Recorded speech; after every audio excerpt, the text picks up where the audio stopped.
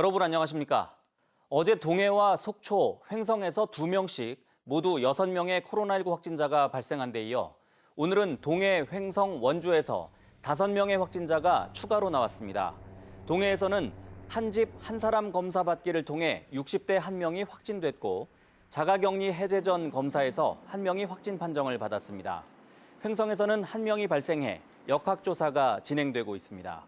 원주에서는 다른 지역 확진자와 접촉한 1명과 자가격리 해제 전 검사자 1명이 추가로 확진됐습니다. 이로써 도내 코로나19 누적 확진자 수는 1,700명으로 늘었습니다. 한 가구 1명의 코로나19 검사가 진행되고 있는 동해시에서 현재까지 10집당 2집꼴로 검사를 받은 것으로 나타났습니다. 동해시는 전체 42,306세대 가운데 지난 27일부터 오늘까지 8,400여 세대가 검사를 받아 20%의 검사율을 기록했다고 밝혔습니다. 동해시는 숨어있는 감염자를 찾기 위해 5개 권역으로 나누어 2월 2일까지 검사를 진행합니다. 입원 환자 가운데 확진자가 나온 횡성의 병원이 사실상 코호트 격리를 합니다. 이에 따라 다음 달 14일까지 환자 80여 명 가운데 거동이 가능한 환자는 집에서 자가격리를 하도록 퇴원시키고 나머지 환자들은 병원에서 격리합니다. 70여 명의 직원들 가운데서도 최소 인원을 제외하고 나머지는 자가격리 또는 능동감시로 전환합니다. 지난 30일 병원에 입원해 있던 80대가 확진된 이 병원은 이틀 동안 다른 환자와 퇴원자 등 385명을 검사한 결과 2명의 확진자가 더 나왔습니다. 오늘 새벽 원주의 한 재개발 지역에서 불이 나 다문화 가정의 일가족 3명이 숨졌습니다. 아랫집에서 시작된 불이 옮겨붙어 윗집에 살던 할머니와 손주들이 참변을 당했는데 피해 가정이 코로나로 실직한 가정으로 알려져 안타까움을 더했습니다. 이병선 기자가 취재했습니다. 어두컴컴한 언덕 위 하늘이 온통 시뻘건 불길에 휩싸였습니다. 성인 1명이 간신히 지날 수 있는 좁다란 골목길을 따라 소방대원들이 투입됩니다. 화염이 담장을 넘어 다른 집으로 번지는 걸 막기 위해 애를 써보지만 불길은 쉽사리 잡히지 않습니다. 불이 난 건 오늘 새벽 3시쯤 강원도 원주시 명륜동의 재개발 지역에 난 불은 주택 5채를 태우고 1시간 반 만에 꺼졌습니다. 아랫집 석유난로에서 시작된 걸로 추정되는 화만은 윗집에 사는 일가족을 덮쳤습니다. 목숨을 잃은 사람은 필리핀 국적의 73살 여성과 9살 손녀, 7살 손자 등 3명. 불이 났을 때 집안에서 잠들어 있던 할머니와 2명의 손주는 결국 불을 피하지 못하고 집안에서 숨진 채 발견됐습니다. 숨진 아이들의 엄마인 필리핀 국적 32살 여성과 아랫집 65살 남성도 화상을 입어 병원에서 치료를 받고 있습니다. 변을 당한 다문화 가정의 엄마는 코로나19 여파로 지난해 일자리를 잃었고 이후 한국인 남편은 생계를 위해 중국으로 떠난 상태였습니다. 불이 난 곳은 10년 넘게 재개발지구로 지정돼 있어 빈집도 많고 제대로 집을 고칠 수도 없다 보니 화재에도 취약했다고 합니다. 사실 이런 데서 사는 사람들이 없어서 이런 데서 사는 거지 진짜 죽지 못해서 사는 사람들인데 시에서도 나몰라라. 재개발 지역이니까 나몰라라. 소방차가 들어갈 수 없을 만큼 길이 좁은 데다 오래된 주택 20여 채가 빽빽하게 밀집해 있어 화재 진압은 더더욱 어려웠습니다. 골목으로 해서 호수를 전개해서 여기까지 수관을 가져 올라오는 그게 좀 어려운 상황이었습니다. 그 비상소화전에서 호수를 연장을 해서 경찰과 소방, 국립과학수사연구원은 내일 합동감식을 통해 정확한 화재 원인을 조사할 계획입니다. MBC 뉴스 이병선입니다. 코로나19로 중소제조업체의 경영난이 심해지고 있는 가운데 지역 업체를 인터넷 네트워크로 연결하는 강원도 인터넷 쇼핑몰이 관심을 끌고 있습니다. 강원도 인터넷몰은 기존 인터넷몰과는 달리 높은 신뢰도와 저렴한 수수료가 장점이지만 낮은 인지도가 문제입니다. 박민기 기자입니다. 양구에서 전통 한가를 생산 판매하는 영농조합법인. 설 연휴를 앞두고 전국 각지에서 쏟아지는 주문량을 맞추기 위해 여념이 없습니다. 2대째 전통 한가를 만들고 있지만 판매 방식은 많이 달라졌습니다. 전통시장이나 도매상을 찾거나 인지도가 낮은 자체 홈페이지를 일일이 관리할 필요가 없습니다. 강원도가 운영하는 시군몰에 등록비 10,000원가량만 내면 제품 홍보에서 주문 판매까지 일사천리로 이뤄집니다. 일반 홈쇼핑은 워낙 단가가 센 걸로 알고 있고요. 일반 몰에 입점을 했을 때 수수료가 12%에서 17%까지 적용을 해달라고 합니다. 그런 입점 수수료가 발생되지 않습니다.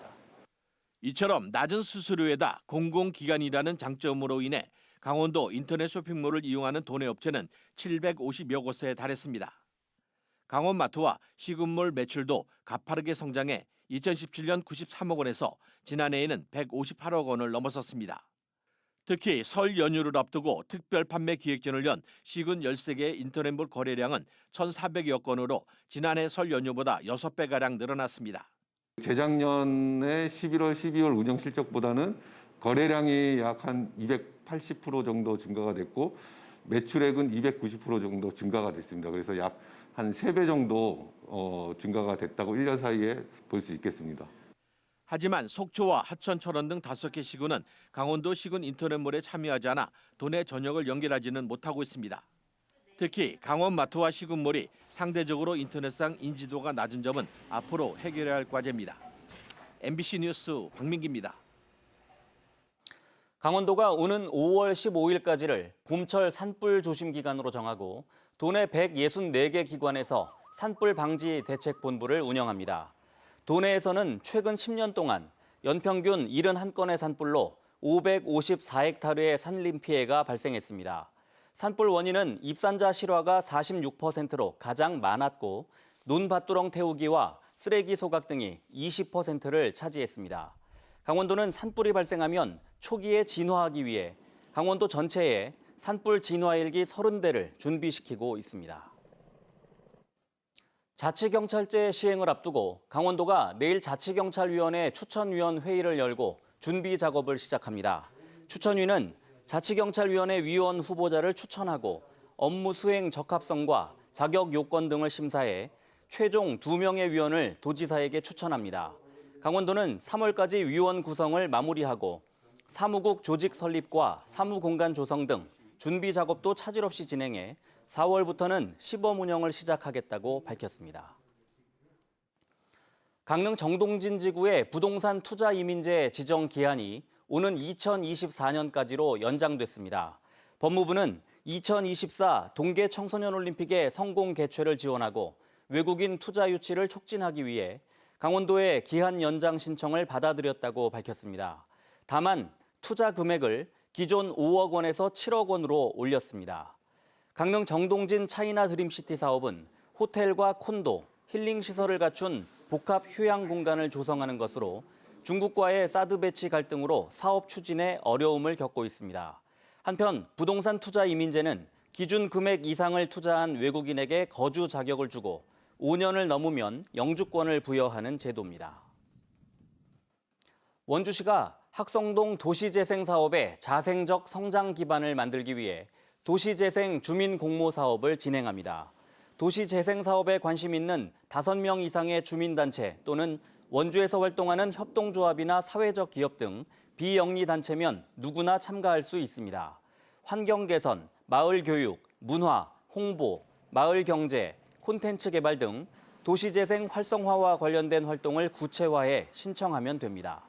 선정된 5개 팀에는 800만 원씩 모두 4천만 원의 사업비를 지원합니다. 강릉 옥계항의 부두 기능이 강화돼 접안시설이 확충되고 배후단지엔 신산업이 육성됩니다.